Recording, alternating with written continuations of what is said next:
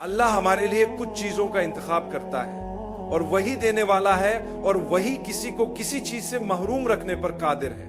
اس لیے ہر چیز اللہ کی طرف سے ہے۔ جب اللہ نے نبوت عطا کی تو انہیں چنا جنہیں وہ اس عظیم منصب کے لیے منتخب کرنا چاہتا تھا، اور ان میں سب سے بہترین ہمارے نبی ہیں۔ ہمیں یہ بات جاننی چاہیے کہ اللہ نے جن لوگوں کو چنا انہیں بار بار آزمائشوں سے گزارا۔ اگر آپ یہ سمجھتے ہیں کہ آپ کی زندگی میں مسائل، مشکلات، مصیبتیں یا آزمائشیں ہیں، تو آپ کو ان لوگوں کی زندگیوں کو دیکھنا چاہیے جنہیں اللہ نے ہم سے بلند مقام پر رکھا، یعنی انبیاء علیہ السلام۔ یاد رکھیں کہ رسول اللہ نے فرمایا کہ اللہ کے نبی سب سے زیادہ آزمائے جاتے ہیں، پھر وہ جو ان کے قریب ہوتے ہیں، پھر وہ جو ان کے قریب تر ہوتے ہیں، اور اسی طرح سلسلہ جاری رہتا ہے۔ اگر آپ زندگی میں بہت سی مشکلات کا سامنا کر رہے ہیں لیکن آپ مومن ہیں تو یقین جانیے یہ ایک اچھی علامت ہے۔ جب اللہ اپنے بندے سے محبت کرتا ہے تو اسے آزمائش میں ڈالتا ہے۔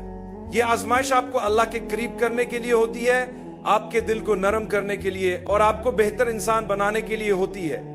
اس کا مقصد یہ ہے کہ آپ اپنی ذمہ داریوں کے بارے میں زیادہ محتاط ہو جائیں، گناہوں سے بچنے کی کوشش کریں، اور جب بھی کہیں غلطی ہو جائے اللہ سے معافی مانگیں اور اللہ کی رحمت پر امید رکھیں۔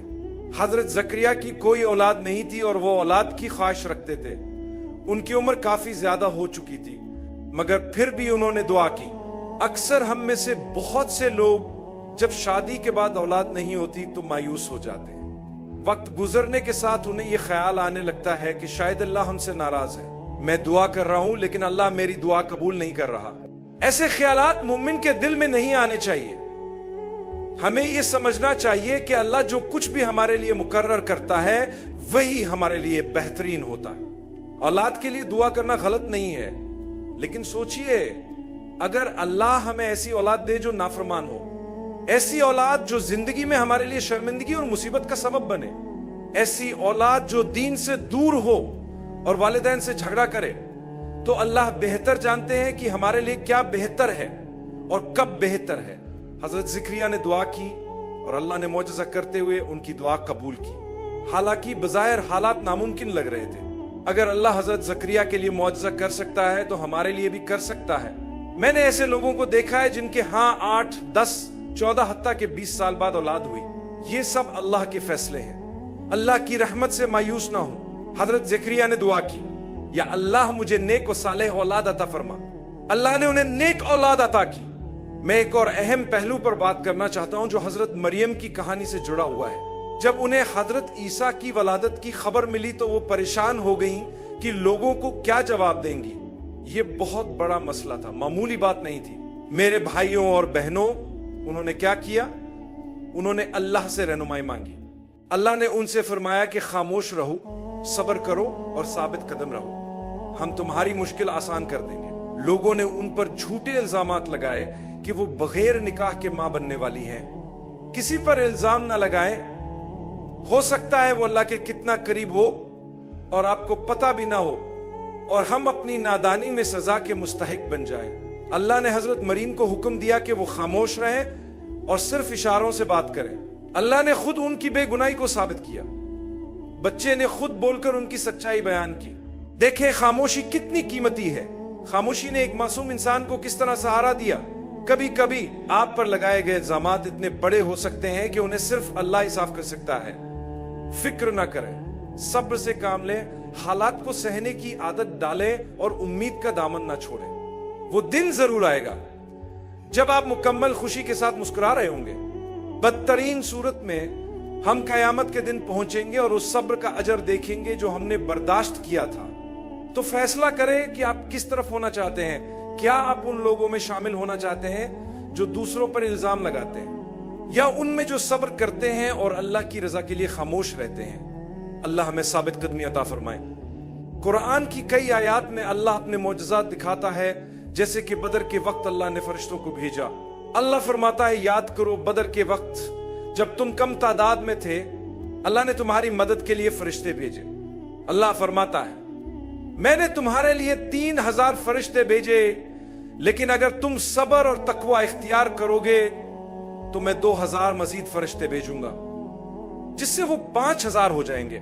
इसका मतलब है कि अल्लाह की मदद हासिल करने के लिए हमें 2 चीजें चाहिए, सब्र और तकवा। हमें सब्र से काम लेना चाहिए और अपने खालिक को पहचानना चाहिए। एक अच्छा इंसान बने, दूसरों के साथ मेहरबानी करे, लोगों की मदद करे, क्योंकि वो सब अल्लाह की मखलूक है। आज यहां बैठे हुए सब लोग अल्लाह के मंसूबे का हिस्सा हैं। आपके करीब बैठे लोग आपके लिए इत्तेफाकिया हो सकते हैं, लेकिन अल्लाह के लिए कभी भी इत्तेफाक नहीं होता। ये पहले से ही तय था। ये सब एक आजमाइश है कि आप क्या करेंगे, क्या आप सलाम करेंगे या नहीं, क्या आप अच्छा बर्ताव करेंगे या नहीं। ये सब अल्लाह के मंसूबे का हिस्सा है। फिर अल्लाह हमें बताता है कि सब्र और तकवा के बाद हम इंसान हैं, हम गलतियां करते हैं, गुनाह करते हैं। अगर हम कभी किसी गुनाह में मुब्तला हो जाएं, तो जैसे ही हमें याद आए फौरन अल्लाह की तरफ रुजू करें। अल्लाह फरमाता है वो लोग जिन्होंने अपनी जानों पर जुल्म किया, बेहयाई के काम किए और फिर अल्लाह को याद किया और अपने गुनाहों की माफी मांगी और आइंदा ना करने का अहद किया, तो ऐसे लोगों को हम माफ कर देते हैं और उनके लिए जन्नत तैयार कर रखी है। जन्नत किसके लिए है?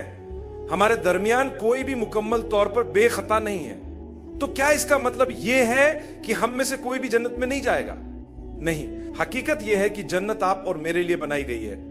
हम गुनाहगार हैं, लेकिन हम तौबा करने वाले हैं और यही फर्क है, हम तौबा करते हैं। रसूल अल्लाह ने फरमाया कि तमाम इंसान खताकार हैं, लेकिन बेहतरीन खताकार वो हैं जो मुसलसल तौबा करते हैं।